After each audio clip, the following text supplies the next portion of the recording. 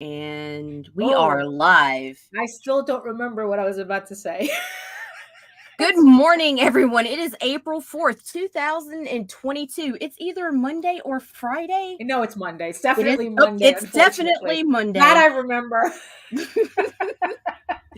And you are watching the Ragin 2, the vlogs. And we have a special guest coming up. But first, let's throw this freaking intro and get this party started. Yep.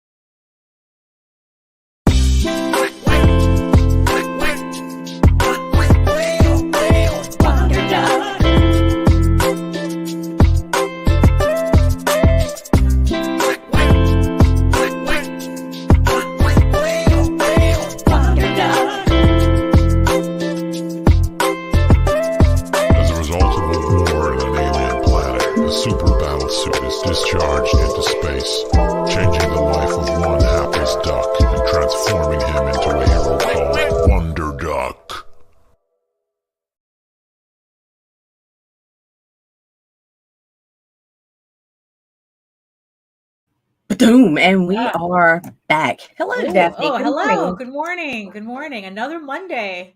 Yes, ma'am. Good grief. It's like I don't know. It's Mondays are. I don't know why.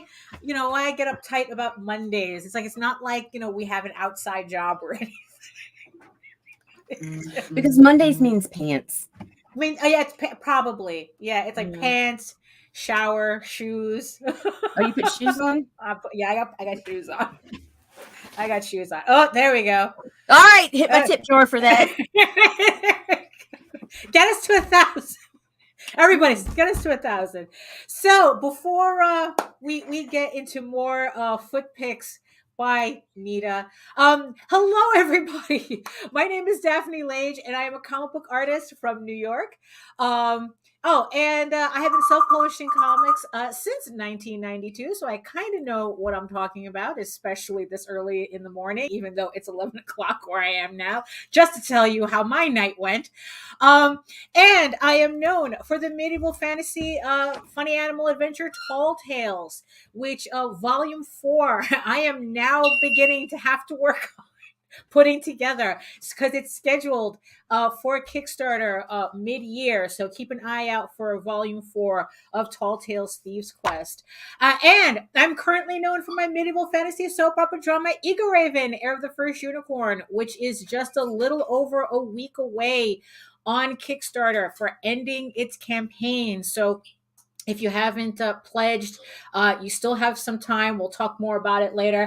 You can read both my comics online at Tall Tales, TAILS online.com and eagleworks.com, EGOWORKS. And if you're seeing us on Facebook, on Twitter, on wherever else you may have found our links, come on over to YouTube, join all the sexy people in the chat, hit that subscribe button, click the bell so that you get notified whenever we go live with any of our videos on the Ragin 2 network and on my own channel at Daphne Lage, Lage Art. So, it's in the show notes. Everything's in the show notes. So who are you, Nita? My name is Nita Lanning. I am the CEO and executive producer of the Ragin 2 Broadcast Network. I'm an editor, writer, and sometimes vlogger, blogger, whatever. Right. And if you get us to 1,000 subscribers, you will be a part-time fetish. Oh, I'll people. totally get us to 1,000 subs, and I'll roll these motherfuckers in maple syrup, peanut butter, whatever the fuck you want. Pine sap your thing? Okay, buddy, we can do that.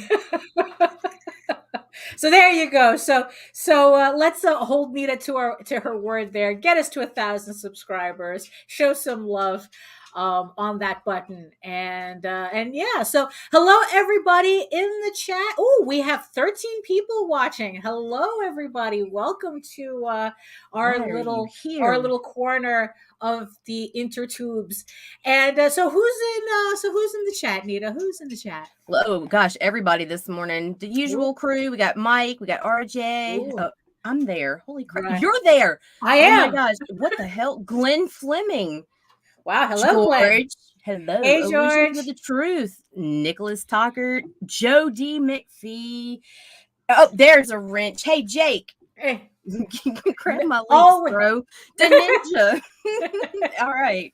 Right, and hello, and I see Pops as well too, and yes, see Michael, yes, the mess, yes, I did try to vacuum, so we tried to clean, failing miserably, but at least the house smells less like Pez this time. So you want to do our host shit real quick? Yeah, so we have a special guest today, so let's get through housekeeping, and let's start off with, who are we starting off with? The long shots. Yes, 7 publishers, 9 books, one big deal. By now, you guys should all know the backstory. If not, there's going to be links in the show notes because it's a very important story. It's because of that this campaign exists. 9 books for $25 plus shipping. It is your absolute, the ultimate introduction to indie comics. And if you're going to find everything in this campaign, you're going to find fantasy, you're going to find adventure, you're going to find furries, you're going to find, sci-fi, you're going to find anthologies, you're going to find superheroes, you're going to find everything here, whatever you're everything for. but the porn. Right, everything but the porn, because we just haven't gotten to that point yet. And the Oswald Chronicles, which is not porn, by the way. The Oswald Chronicles by J.D. Calderon on Kickstarter right now. I just want to thank the 81 backers for supporting this campaign so far. We have 16 days to go on this. Support our little story of our magical mouse. If you've never heard of it before, this is the campaign to jump onto. It is a brand new 4-issue limited series. This is issues 1 and 2. So, and plus volume 1 is available as an add-on. So if you've never heard of Oswald before, this is the campaign that's perfect for beginners, where you can start a brand new story and pick up books that starts the story from the entirety, from the beginning. So check that out. And while you're supporting the Oswald Chronicles, head on over to the other side of Kickstarter, where you'll see Eagle Raven, Heir of the First Unicorn, my passion project. Now, in how many days do I have? I have. What the hell? 9 days to go on this campaign. I just want to thank the 129 backers for supporting this campaign. We have 9 days to go. We are so close to unlocking the last the sticker stretch goal, and we're also just as close to unlocking the brand new 8-page short story that I will add to this issue, bringing it up to 40 pages.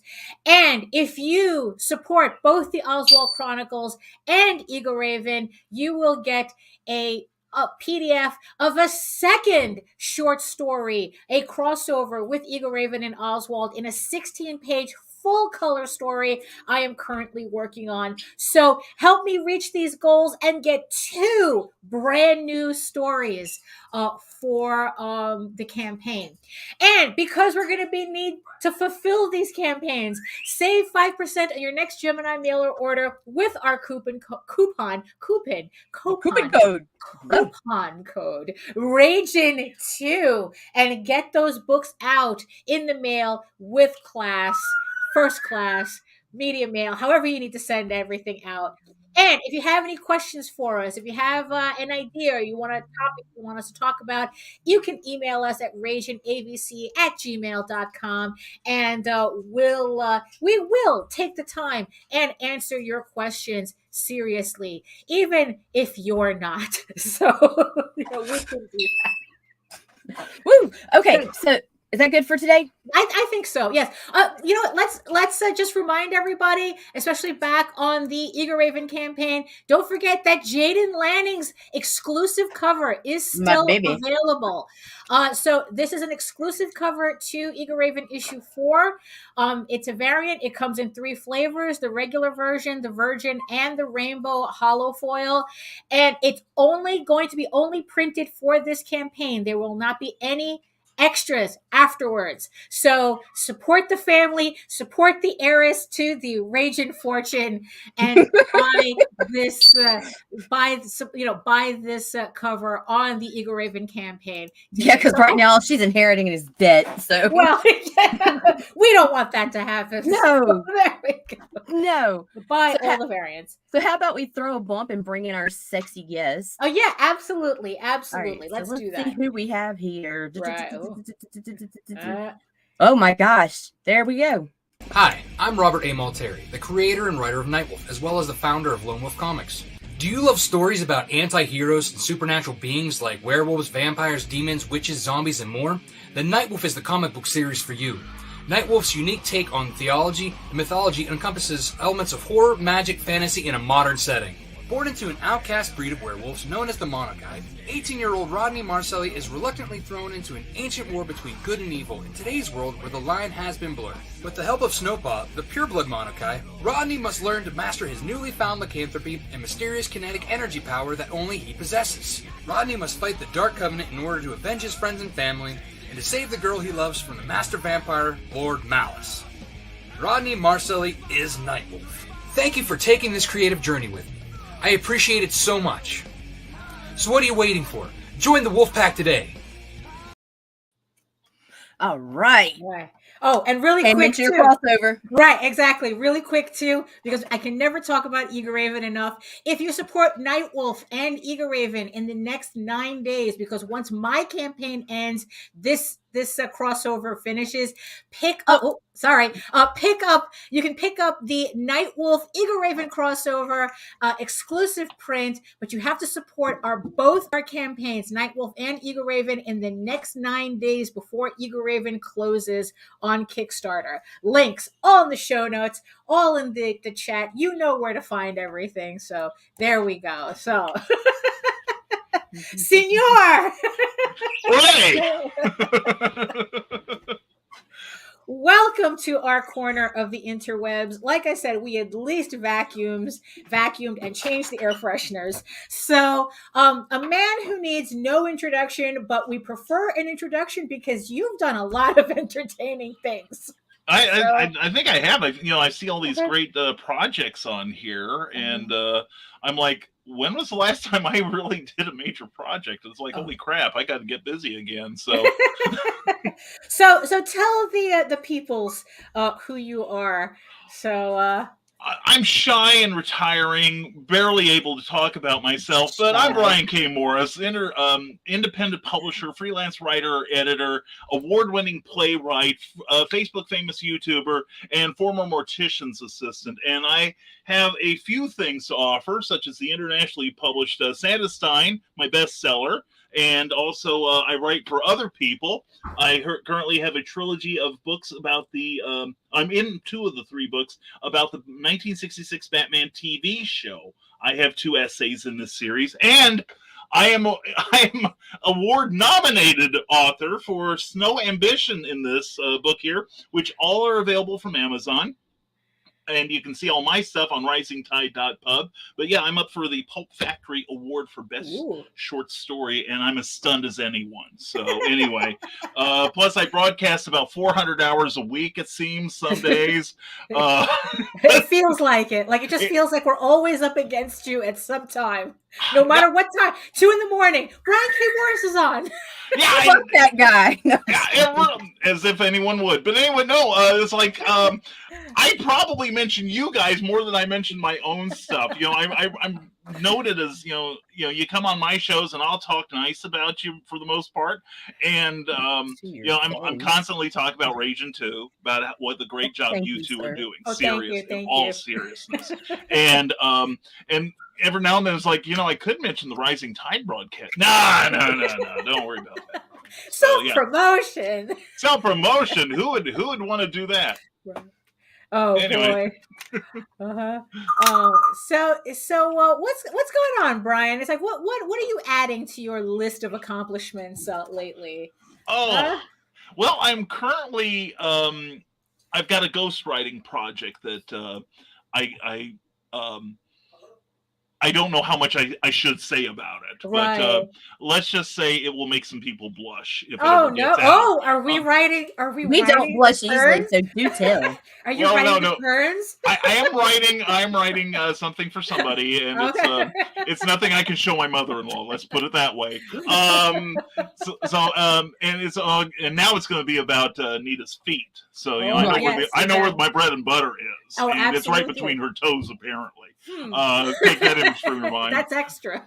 yeah, and if you pledge at the $2,000 level. Right, exactly. But anyway, good disclaimer, thank God. Anyway, but I'm currently sending in a book proposal. I've to another publisher. I've got my own book, the Terrors, that should be out sometime this summer. It is a reimagining of the Black Terror from the old Nidor comics.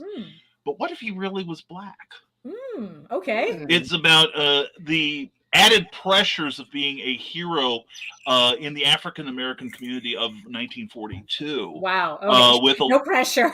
No pressure at all. Yeah. The pale guy is doing this story, but no, it's what happened was I read a book on how you look at the 1940s and how is particularly Italians, Germans, and Asians were portrayed in comics at the time, and how they became more monstrous. Yeah. Well, this was due to pressure from the American government in an effort to dehumanize our enemies and objectify them negatively.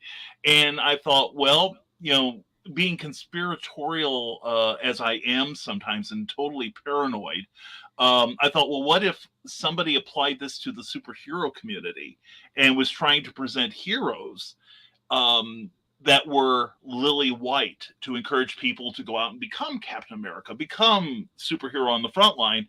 And then the added insult of taking their adventures, the minority adventures, and adapting them for white people.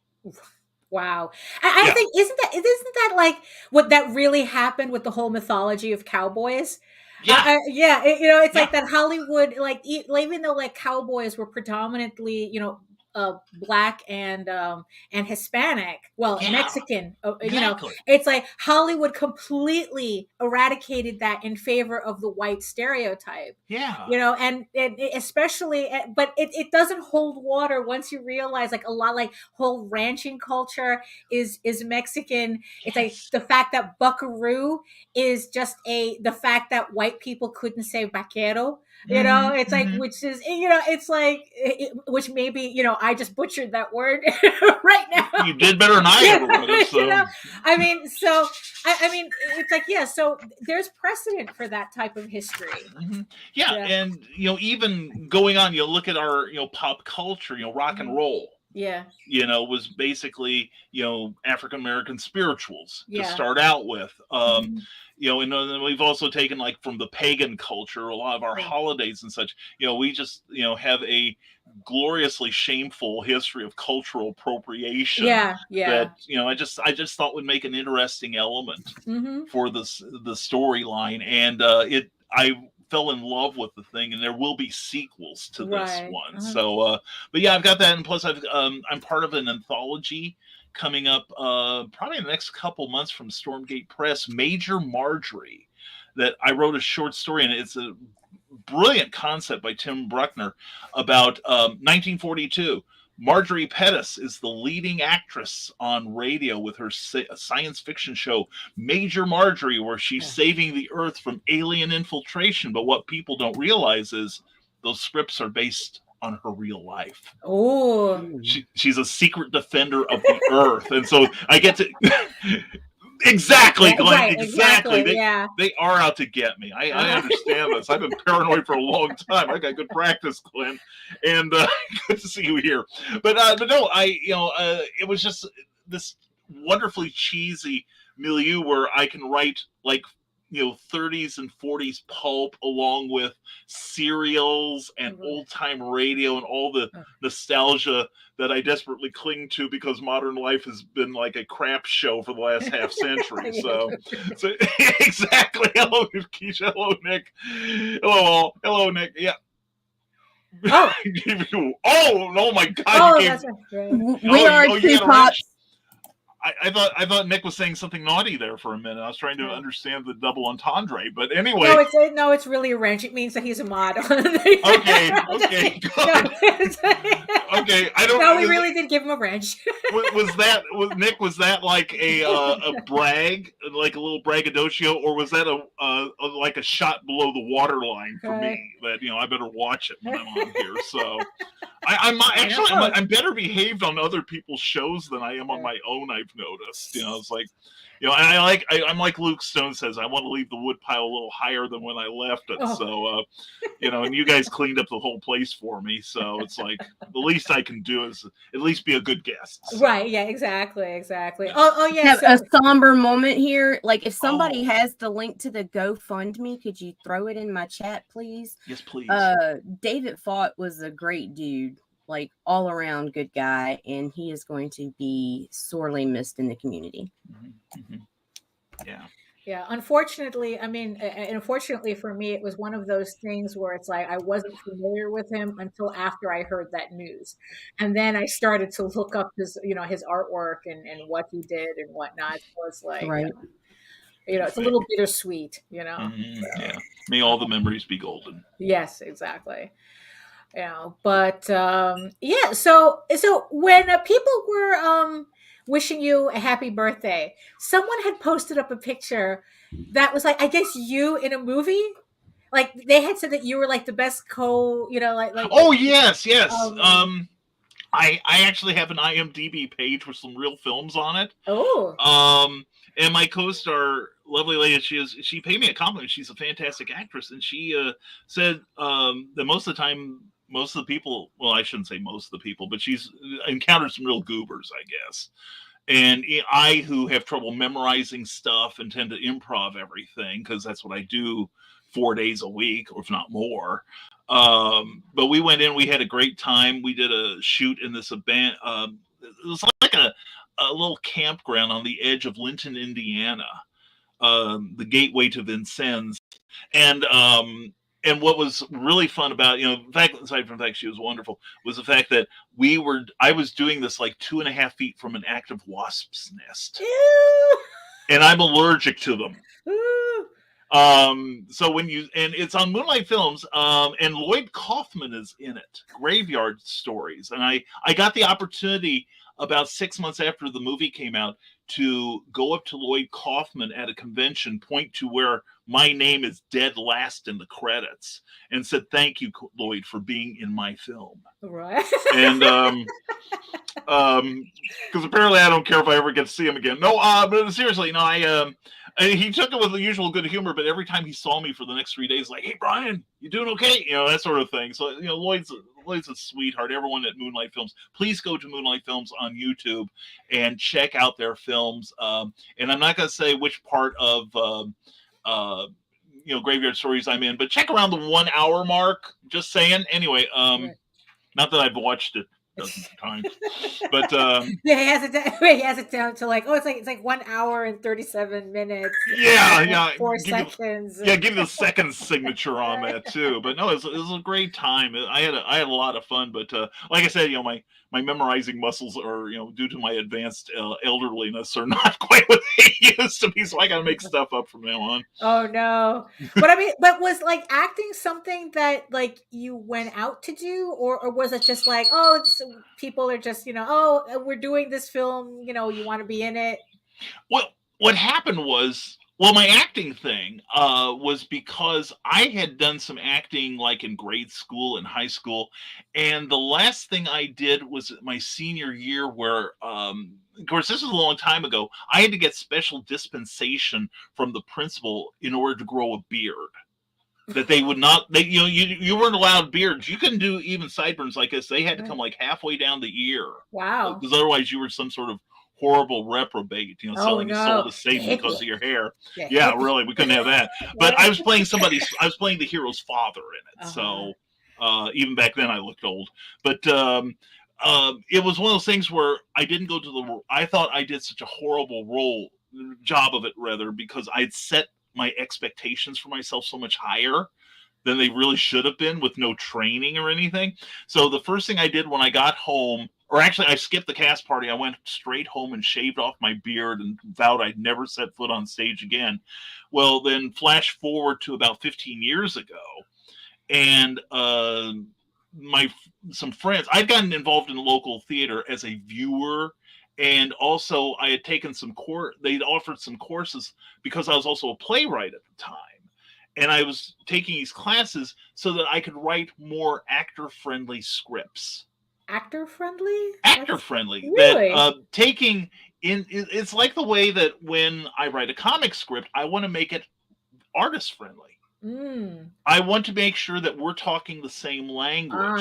Okay. And that they understand my expectations, and that I wanted to make it clear that I will give in to theirs if they have a better idea, because my area is words, their area is visuals, and we overlap. But if we work together, we make a superior product in the end.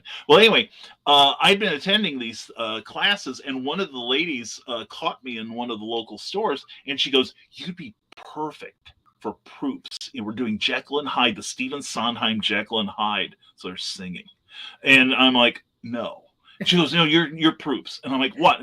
I'm going to introduce Wayne Brady and start the hoedown? What the hell is this? Whose line is it anyway?" She goes, "I'm going to tell the director you're showing up on Monday." I'm like, "I'm showing up to tell her I'm not doing it." And she goes, "Do it." And so I come in the door, and the minute I get there, the producer is shoving papers in my hands saying, "Fill these out." And the director is saying, "There's Brian Morris, my personal ass saver." And so I had to go through with it. Oh, that's great, Glenn. That's great.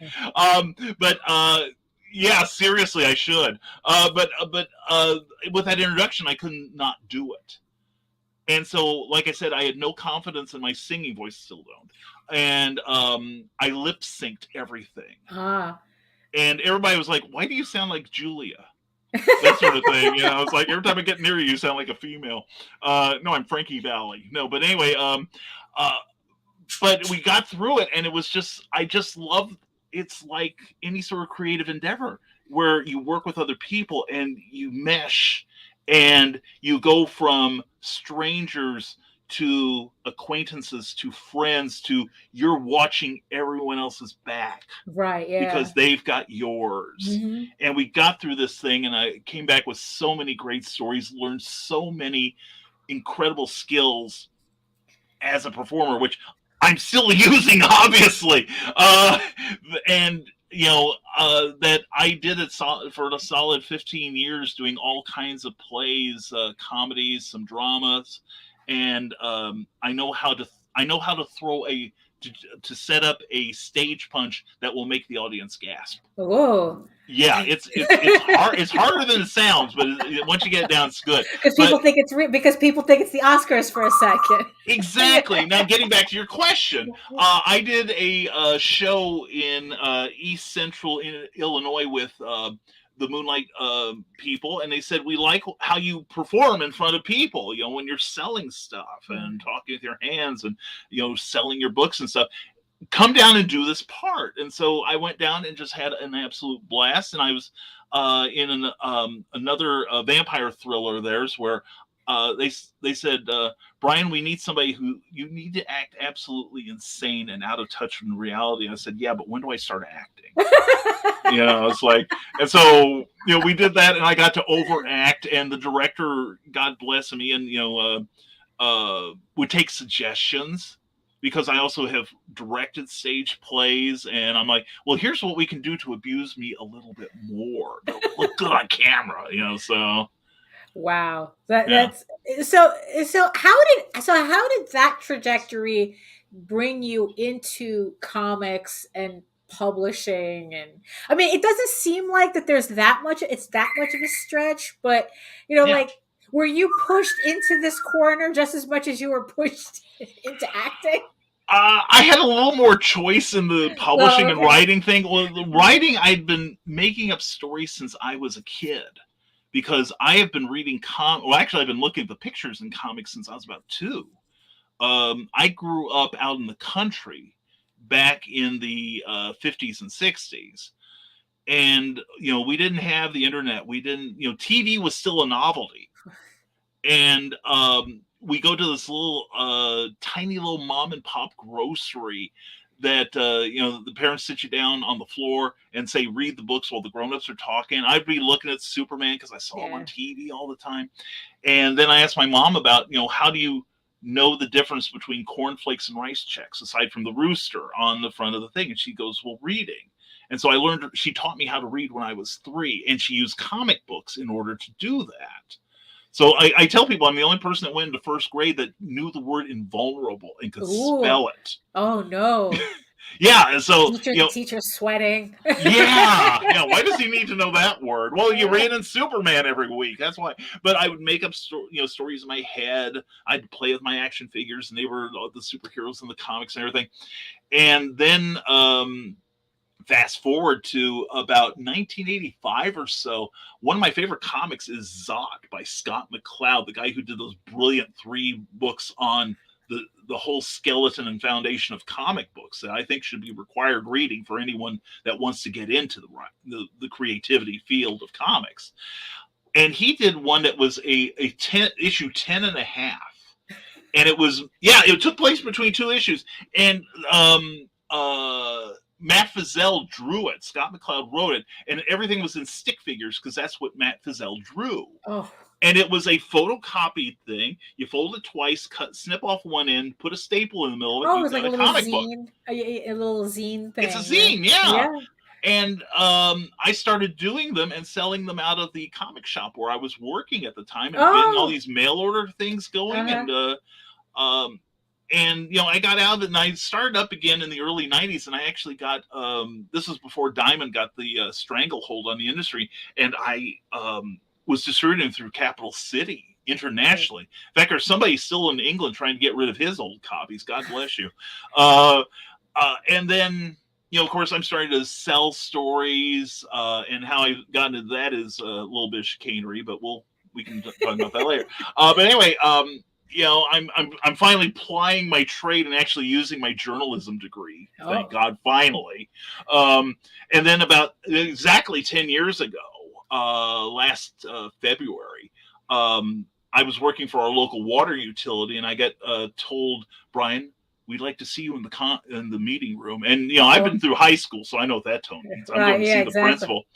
And it turned out that somebody in our company would do predictions on how our publicly traded stock would work. And because you talk about the water company and renovation and maintenance and stuff, you're talking about millions and millions of dollars that we have to put in the till in order to pay for these things, or at least anticipate getting paid. Well, he was off by a couple of degrees on his prediction. Me and 25 other people lost our jobs that day in the state of Illinois. No, that's all it takes, right? That's all it takes. So that's the end of my anti-corporate rant for now. But people wonder why I'm cynical. It's never the CEO that loses their jobs. Yeah, I tell people that Clown out east got to keep his job, but there's 24 of us that are hitting the bricks. But anyway, I remember sitting and watching the clock, and it was the little hand was sweeping around, and I'm panicking. Right. Because this is traumatic. And then I realized, wait a minute, I'm a writer. I've got my plan B in place. And so I thought I'll do the writing until it either becomes plan A forever or I get a better plan A in place. And then one of the things, this reemployment, part of my severance was I was hooked up with a reemployment agency, how to dress in interviews, how to handle yourself, how to write resumes, blah, blah, blah. They had one webinar just one time on electronic publishing. Huh. And I made it. That newfangled thing. Yeah, well, at the time it was. Right, yeah, exactly. You know, in 2012, nobody was talking about ebooks, and nobody had figured out that Kindles were not filling themselves magically. It wasn't elves in a tree or anything, like cookies are made. But anyway, I listened to this, and I'm like, the whole process of publishing is now democratized. Yeah. It's not in a corporate room where they keep all the secrets, in place. You have access to everything it takes, and the same thing it happens in comics too.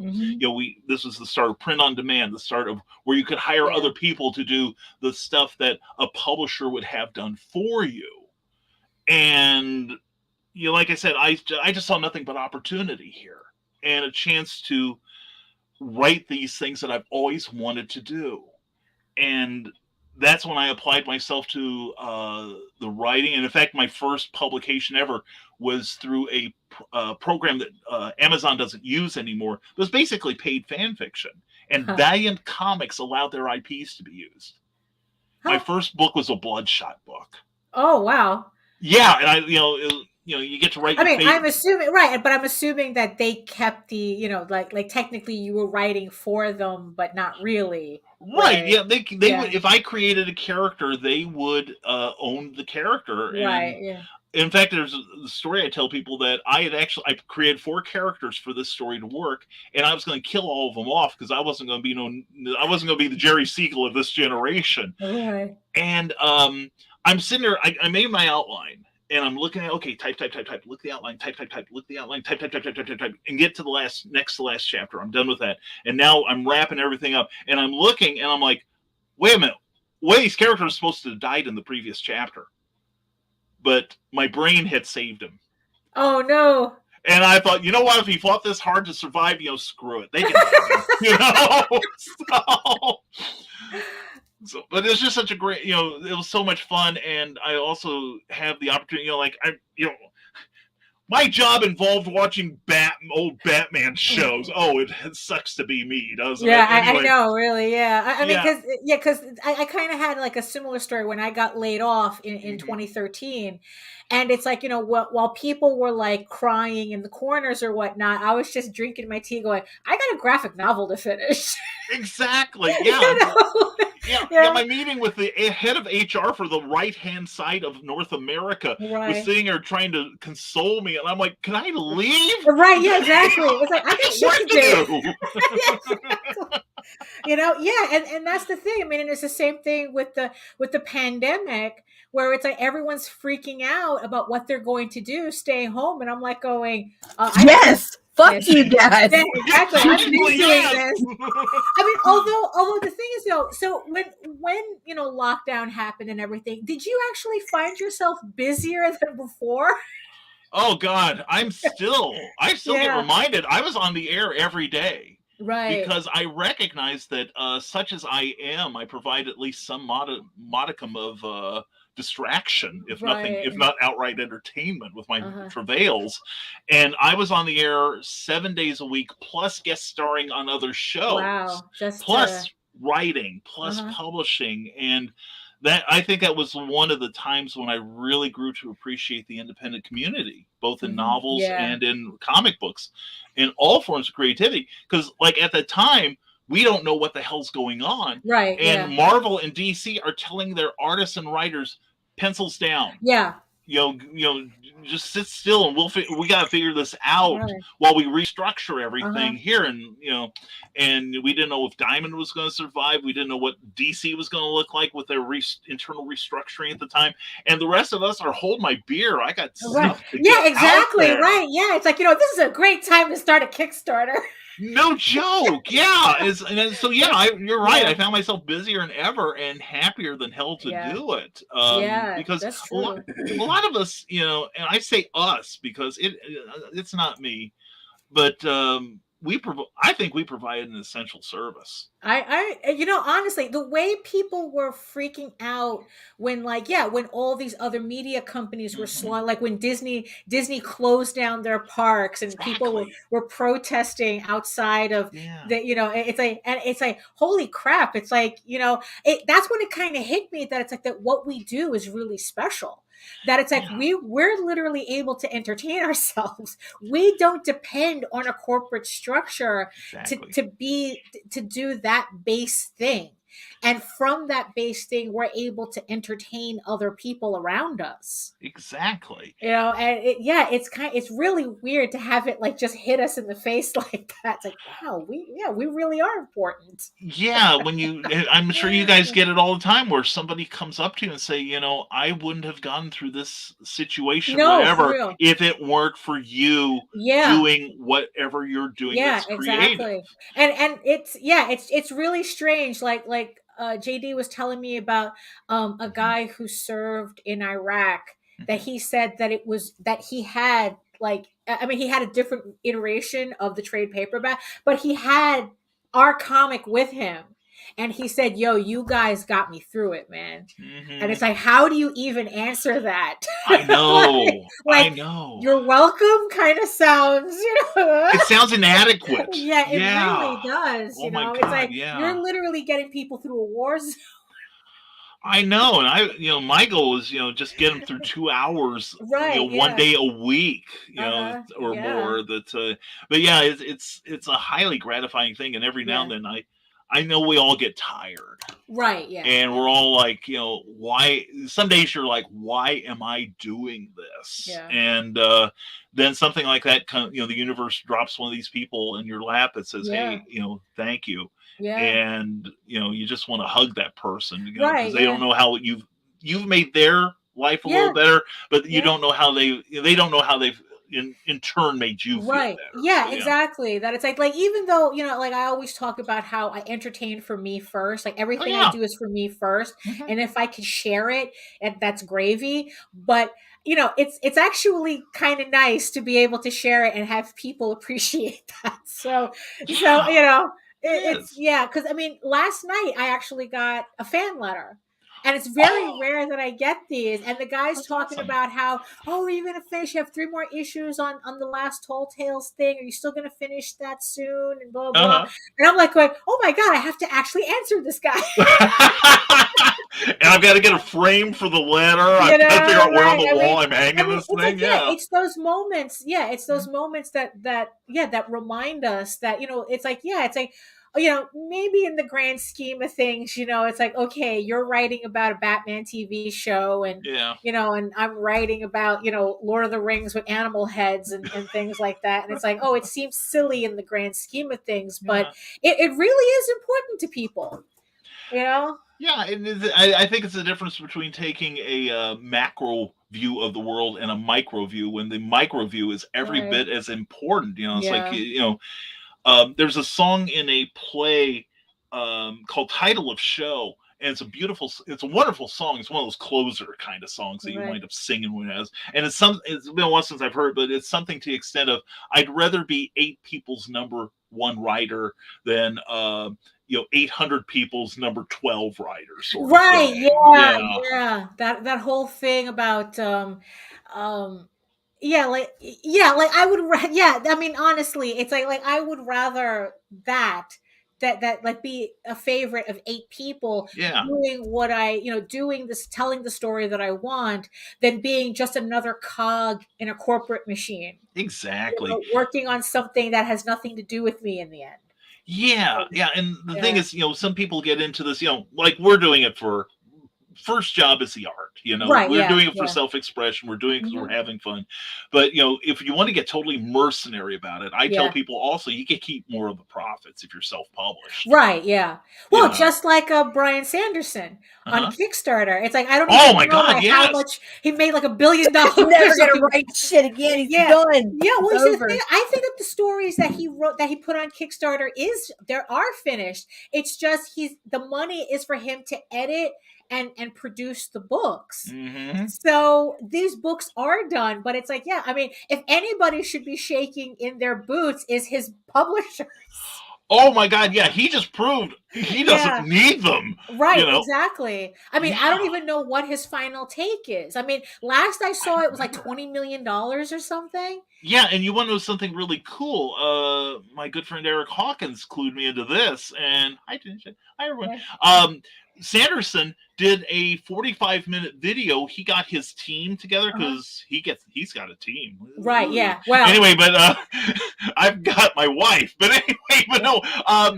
He went and was going through Kickstarter other publishers right. and was funding their projects. Wow. He was paying pledging to their forward. stuff, and he'd be like, "Oh, they have like a $200 level. Yeah, I want all that stuff that Right. goes with it. Put in a pledge Paying for it me." forward. Look at that. I mean, it's like, yeah, it's like, yeah. I mean, that's the thing. I mean, it's like a lot of people like to, I guess, kind of like sneer at the idea of community. That's all about. It's like, oh, I got mine, you know, type of thing. Yeah. And it's like, you know, I don't know if in the end, like, I could have gotten as far, or any of us could have gotten as far as we have without that found family that we ended up creating online. Yeah. Even though, like, most of us we've never met in person. You know, for all I know, you're just an AI. And we had to run off a couple weird uncles and shit. Right, yeah. Well, exactly. yeah. Yeah, but don't you find though that's the weird uncles that make the rest of us draw closer? It Yes, is. Like we Absolutely. circle- really. You We know, always end up circling back around. Yeah, and you learn to appreciate the people who are genuinely good in this industry, you know, and we could go into the creepy uncles of this community of ours. I'm gonna start a list in chat. Make sure it's Brian with an I. All right. Anyway, but no. Oh, that's something else. But no. That's Anderson. Oh, excuse me. Oh, with an I. Yes, that's true. Yes. Yeah, you got 4 hours and nothing to do. But anyway, no. But seriously, but no. We've had every community, regardless of what it is, has the black hat players. Right. Yeah. You know, and there's all the people that want to get in on what you've got because they see you're working hard and they think, well, if I just sink my talons into them, I might be able to leech off some of it. I mean, even at my level, I have gotten some of that in the last 10 years. And my first thought is aim higher. Right. Exactly. Your level, dude, they're coming for my level. True story. Swear. Yeah. I cannot tell you how many merger how many times Offers. I've been approached for a merger since Meredith has passed away. I'm like, I'm good, thank you. Right, yeah. I mean, it's just but yeah, you're right though. Like, aim higher. It's like, really? You think like yeah, it's not imposter syndrome, which I crusade against. It is. I know where I'm standing. I know that some months my Amazon payments are a little more modest than others. You know, just the fact that I'm getting them and you aren't. You know, it's like, it's but no, I do like the sense of cooperation, community, and promotion. Absolutely. You know, you guys didn't have to have me on. You know, No, and you guys are so sweet to have me. Sure we did. We're but look, it's We're like all we about the couldn't fizz. not have you on. Baby. That's what it is. We couldn't not have you on. I appreciate that, and you guys have been, and Nita hasn't been on my shows because I retired Clever Title Pending soon. But Daphne, you've been on my shows, you know, and I'd have you guys on my morning show anytime. So we're always having a good time, and that's a part of it. That in the end, it's like we're all working our asses off, but we're also having a good time too. Like I said, I mean, it took a pandemic to really hone in on me how much I enjoy my job. And my job, what I do, doing comics. Like, I really don't remember feeling that way before. Like, comics was just something that I did. Yeah. And for some reason, being forced to stay home, going, it's like, holy crap, I really do like what I'm doing. Yeah, and I always found that, like, I'd go to parties, Christmas parties and crap like that when I was, working for someone else, and I hated shop talk. Right, with a passion. But you get me together with some comic creators or writers or artists, whatever, and I'll talk shop with you until absolutely, till the wee smalls. It's and I come back invigorated. Yeah. And I feel like I've got to work harder so I can keep up with everyone else in my community. Right. So, which is always a good thing for me. But it's different than competition. That's Exactly. the thing. That's what we're talking about is not competition. It's like it's just something where we're feeding off of each other's energy. Right. Yes. You know, and it's like, and yes, but honestly, it's like, yeah, sometimes there's a little bit of, oh, you know, it's like he's doing really good. Can I do a little better? Exactly. You're in competition with yourself, right, is what it is. And right, you hang around with somebody else that is maybe a rung or two higher on the ladder that you think, well, I need to earn my place at the table. Right. Yeah. You know, like when we all go out to dinner, you know, I want to make sure that they're not looking at me like, what have you done lately? Right. You know, I'm coasting or anything. It's like, exactly. I'm not coasting. I'm just trying to keep up with you amazing people. Right. Yeah, exactly. So. And this is the thing too, because it's like, you know, what I like is how we look at each other and the first thing that crosses our mind is like, okay, how do I drag them down? It's like what we think of is, okay, how do I make that next step up with them? Yeah, or also, you know, I the best way I've heard it described is by J. Michael Straczynski in a great book called Becoming a Writer, Staying a Writer. Great book for any creative. But he talks about reaching higher on the ladder, but as you do, you also reach behind you. Yeah. And bring people with you. It's like when, you know, you guys announced the Ragin Network. I didn't go, oh crap, my broadcasting empire is now done. Oh no. Because one of them will show her feet. But anyway, it's like I'll show you anything for 1,000 subs. Let's do it. That's right. But no, OnlyFans, bitches. Yeah, but the thing is, you know, I was just so proud of you guys. You know, I'm proud to talk about. Although, like I said, we did Wednesdays. We're testing our patience though, because it's like I guess we were kind of overlapping with your show. Just because I can't shut up. You know, it was just like, you know, maybe we should reconsider doing a show every day. So at least on Wednesdays, we're not up against Brian K. Morris. And Wednesdays are one of my weaker days. I just figure they abandoned me for you guys for some reason. We got to find out where they're going and go get them. Yeah, right. We got to find out who's leeching from both of us, and we've got to put an end to this. Who's on Wednesdays? Who's on people back? Yeah, it's like, no, it's nobody. I can't think of anybody. But if you're going to be watching anything on Thursdays when I'm not on, be sure to go to Nerd Bacon at 9 a.m., 8 a.m. Eastern. Hashtag always promote your friends. Because it has the deadliest ASMR intro. I believe the only description for me is like bacon boner. You know, it's like listening to this thing. It's like I'm listening to that sizzling and watching it. I'm like,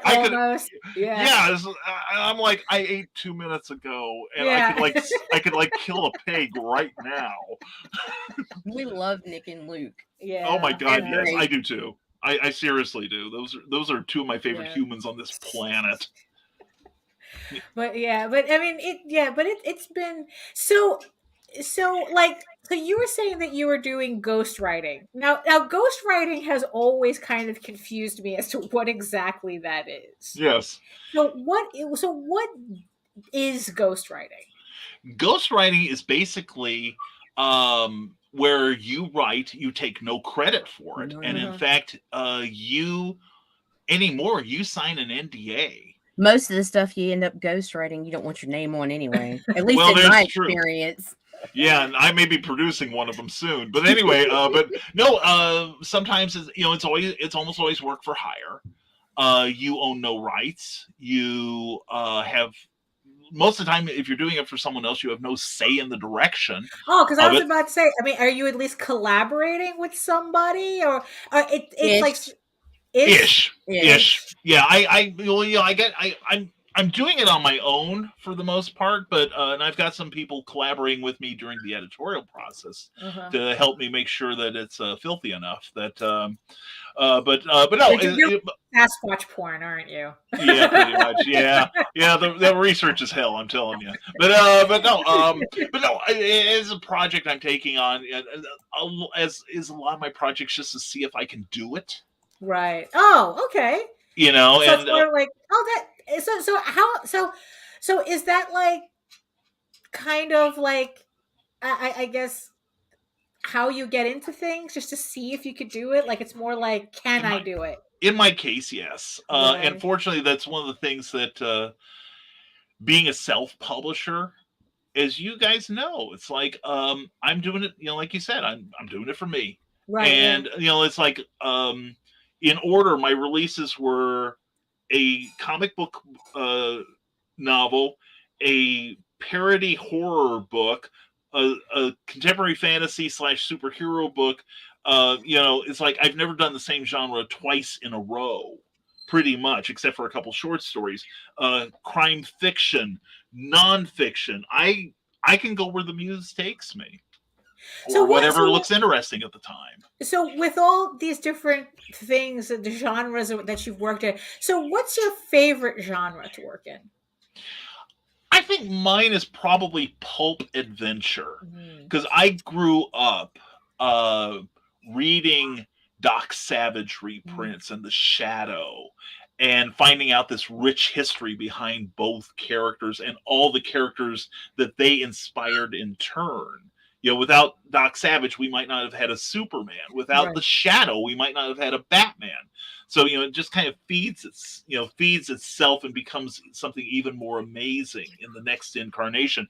But yeah, I grew up on the work of like Lester Dent and all those great writers, and then I got into the 70s adventure paperbacks, which is basically kind of like the direct descendant, I feel, of the old pulp adventures, which is kind of very fast paced, minimal wordage kind of things, where you don't spend like 2 pages describing somebody's doily on the dresser. Yeah. Oh, that's they had a doily. Okay, we're moving on to the next thing. We're killing someone, but and then.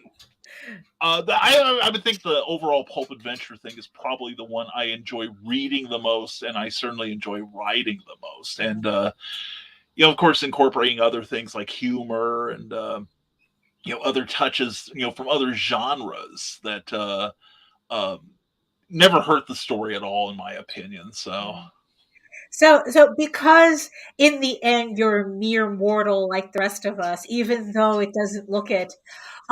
What's the one genre you struggle with the most, but you still, but you still work on? But not necessarily, but maybe it might be the one you try to avoid. What's the one you struggle with?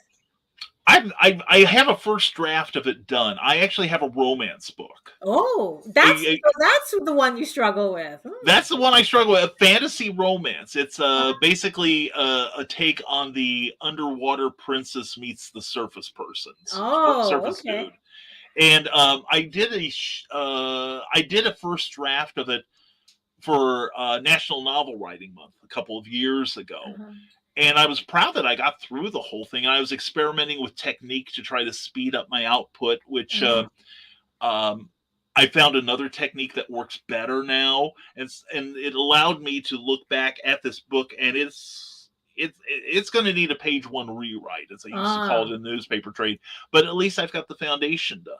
And I've at least gotten that first draft done, which is something a lot of people just don't do. Right. Yeah, exactly. Which is why that challenge is, which is in November, by the way, if anyone wants to try it. Sometimes it's actually, those challenges are good because it forces people to just get it out. Yeah. Yeah, and there's a lot of support. So if anyone ever wants to try NaNoWriMo, as its friends call it, and I do know some people that use that month to do comics. Right, yeah. A buddy of mine, Andy Shaggy Cordy, who's working for Freestyle Comics right now, he took the month I was writing this book called Aquatic, he was taking it to finish a full-length comic script. Yeah. And it's just the idea that you finish the thing, and then you have something to edit, you have something to market. But I have to ask though, so what was it that made this story challenging for you? Because because for me that would probably be the easiest thing for me to write, but like what made it challenging for you? Well, being a dude and totally insensitive to the feelings of others, as I normally am. It was this sense of romance that I really have not included in a lot of my work. The closest I came was in Skyman, the original Skyman Battles, the Master of Steam, where Fawn Carroll, who is one of my favorite characters to write in the universe, she and Skyman are kind of flirting with each other. And, I'm a horrible flirt in real life, but just in the pages of this book, I just couldn't summon that up except in this one instance. And then I've got like this whole book, I've got to put some romance, make it sound realistic, Right. Not make it read like a porno script. Hi, and then then they're in bed 2 seconds later, that sort of thing. Too much preamble, cut the high.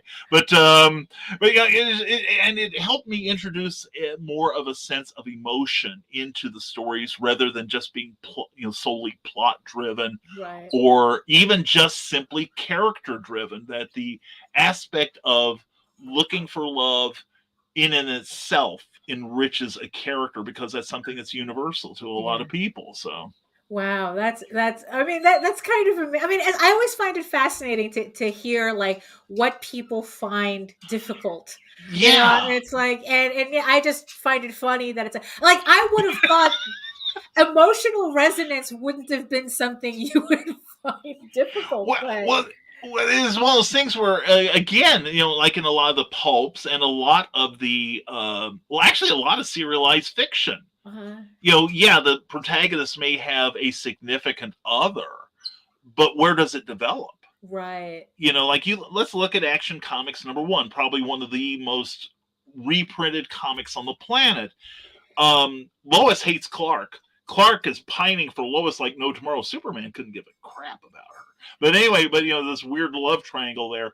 And in Fantastic Four #1, Reed and Sue are already together. We don't see the journey where they grow and become fond of each other. And then you got Peter Parker, who is, since it's this show, I might as well join in. Peter Parker's, by the start of the story and at the end, he's like, well, it's just you and me tonight. Right. So, it's like, that was for you, Nita. I was too well behaved for too long, but no, you don't see a lot of that development in it. And even stories like The Shadow, there's a little bit, because, Margot and Lamont become more of an item, whereas in the early days, Margot was one of the Shadow's agents, that she ran around doing some of his legwork for him, gathering information, just like with Harry Vincent and Shrevey and all the other characters. If you see the Alec Baldwin Shadow movie, right, that is very true to the, in a lot of ways, to the original Shadow stuff that kind of merged into the Lamont and Margot are an item thing that was mostly pushed by the radio for simplicity reason. But there's not a lot of character development, especially in the stuff I was reading, like the Executioner, Mac Bolan, who basically, he picks up a gun. He's the inspiration for the Punisher, basically. Oh. Okay, this is true. Jerry Conway has admitted it's a blatant ripoff of it, except the Executioner's more nuanced, believe it or not.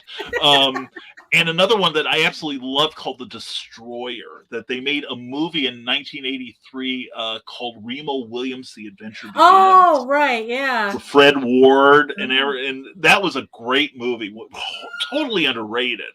But that was one, again, because of the needs of serial fiction, especially long-term stuff. The characters cannot change all that much. They can evolve a little bit, but it's, very rare that you see like families starting in these things. And that's, part of my stuff. And I had to get over that, I felt, in order to, to make my work a little more interesting. So. Oh, so there you go. So do you think that you'll ever get back to that story, or is it like kind of an experiment you're a little over with? Oh, no. I'm I have a Patreon account, Brian K. Morris. www.patreon.com/Brian Show K. notes. Morris. Yes. Hashtag always promote. But I have made an agenda. In fact, I just finished a blog post for Thursday where I have, like, at least once a month, I have all of my projects for the year that I would like to do. And I know I won't get all of it done, but I give you a progress report on the stuff I have done. And I'm doing pretty good. I think about 25% or 25% through the list. And I've only got one story that I had to not finish that I won't be finishing so far. But everything else I'm on schedule. Wow. Okay. So yeah, we all have those lists, and it always feels good to cross something off that list. Oh I my know God. I have two of them here, and then last night I was like, shh. Oh, It's like oh, it's so satisfying. yes, it is, and I'm just happy when I can say, okay, I got the first draft done. Now I'm going to do the second draft. Yeah, You know, exactly. at least I'm making progress. Yeah, on it, exactly. So yeah. Well, so on that note, I just want to thank you for coming onto our Thank show. you. I mean, Thank it's you both. always a pleasure. I know we could continue for another 5 hours, but we're gonna have to end it here so we can all actually continue with our stories and whatnot that we Do have to our be working thing. on. And make more coffee. And make more coffee. There we go.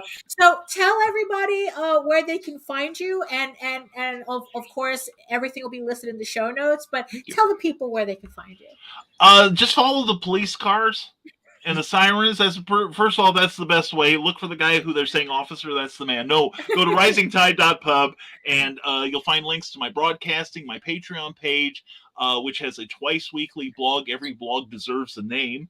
Yes, that is the name. And plus, we're on the Rising Tide Broadcasting Network every Monday, Wednesday, and Thursday. I do Nevermind the Furthermore, an interactive talk show at 10 a.m., 9 a.m. Central. And every Thursday night, bringing it back to comic books that we love, we do Comic Book Spectrum, where myself and 4 other very talented, intelligent guys talk about comic books, what's come out that week, what's going on in the industry, and it wouldn't be a show without you making comments. So there. There you go. So Nita, where can the people find you? Right here. I look up, there she was. There you go. So keeping everybody organized here on the Ragin 2 network. So, as always, for me, if everyone's interested in any of my work, you can head on over to my main portfolio site at egoworks.com, EGOWORKS, where you can find links to all of my galleries and social media sites, but I mostly post to Facebook. If you're interested in seeing sketches and current work in progress updates and more dippy doodles, but once I drew Loki on a stripper pole, I kind of had a block as to how to top that. So, but the doodles are coming back. So, so you can see everything on Facebook, and you can check me out also on YouTube, not only on the Ragin 2 network every Monday and Friday at 11 a.m. with Nita.